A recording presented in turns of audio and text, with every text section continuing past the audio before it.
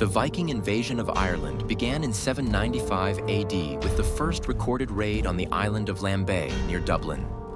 These Norse warriors, known for their seafaring skills and fierce fighting, targeted Ireland's wealthy and poorly defended monasteries.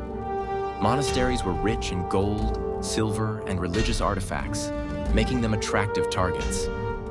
The Vikings used hit-and-run tactics, swiftly attacking these religious centers, looting their treasures, and retreating before any substantial defense could be organized.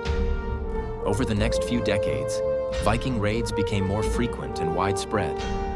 Coastal communities across Ireland were terrorized as the Vikings extended their reach.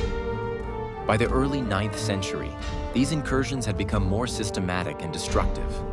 The Vikings didn't just raid, they began to winter in Ireland, establishing temporary camps to stay longer and launch further attacks. By the mid-9th century, the Vikings started to settle in Ireland, transitioning from raiders to settlers. They established fortified settlements known as long forts along Ireland's rivers and coasts. Dublin, founded in 841 AD, became the most significant of these settlements and quickly grew into a major trading hub. Other notable long forts included Cork, Waterford, and Limerick. These settlements allowed the Vikings to control key maritime routes and trade networks. The Vikings also began to integrate into Irish society.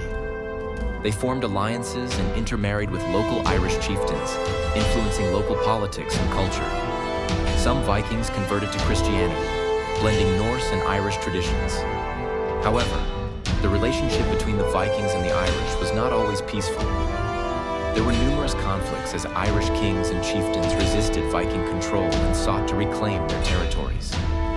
One of the most significant events in this period was the Battle of Clontarf in 1014. Led by the High King of Ireland, Brian Boru, Irish forces clashed with a coalition of Viking warriors and their allies.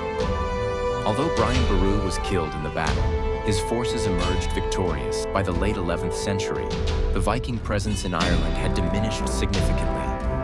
Many Vikings had assimilated into Irish society, and their distinct identity had largely merged with the local population.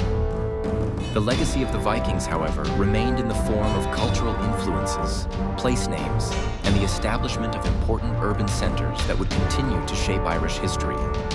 In summary, the Viking invasion of Ireland began with violent raids on monasteries, evolved into permanent settlements and integration into Irish society, and ultimately waned after significant military defeats like the Battle of Clontarf.